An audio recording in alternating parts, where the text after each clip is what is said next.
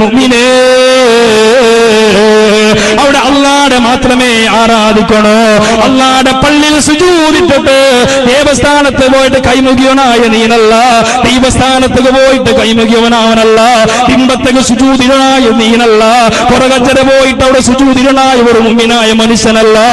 ഏത് അധികാരമാവട്ടെ അള്ളാഹു തന്നെ അധികാര അള്ളാഹു എടുക്കുക തീരും. മുഅ്മിനേ, ആദർശം പണയം വെക്കണ്ട, ഈമാന്റെ പണയം വെക്കണ്ട.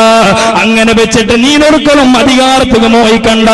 കുംഭമേളത്തിൽ കുളിക്കട അവസ്ഥ മുസ്ലിമീകൾക്ക് നാണം കെട്ടതല്ലേ.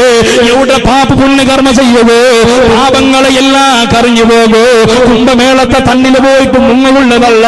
തൗബയുടെ ബായിലുള്ളവോ തുറന്നു തരുമ്പോ ആ ബായിന് മുഖാന്തര നീന തൗബ ചെയ്യേ, നിന്റെ ദോഷങ്ങളല്ല പുറത്തു തരോ.